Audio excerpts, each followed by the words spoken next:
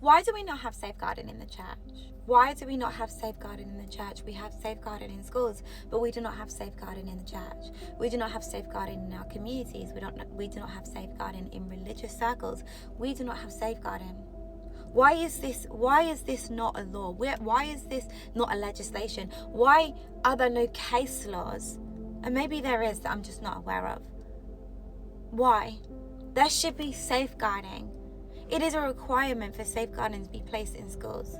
And it was someone who pointed this out to me recently, since speaking out about, my truth, the abuse that I went through, the silence culture in churches, how people hide things, how they say, they follow protocol, try to follow protocols that say, as it says in the Bible, dealing with it between one-on-one first, then with another, then within the church. But except that it doesn't get dealt with like that. Maybe there might be an attempt to do it, but it doesn't get dealt with.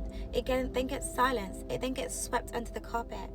And you know what? The more I've been speaking out, the more I've been now speaking to other people, victims, people who are just, have been aware of these things over the years, the more I'm realizing this isn't just an issue in one church. This is an issue in multiple churches globally. This is an issue in multiple communities.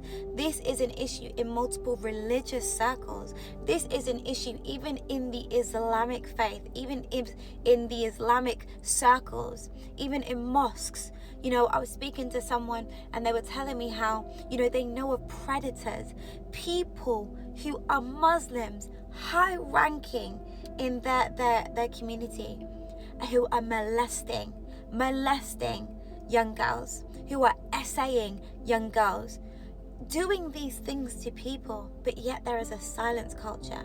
There's no safeguarding. There's no protection.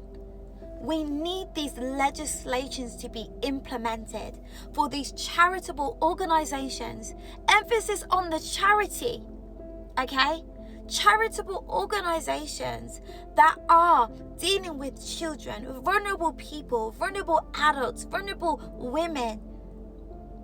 We need safeguarding in place. We need it. And we need to speak up more. And I need more of you to join me. Let me know down in the comments if you believe that there should be safeguarding in churches, if there should be safeguarding in communities, if there should be safeguarding in religious circles, if there should be safeguarding outside of schools, just as much as they are in schools. There should be safeguarding.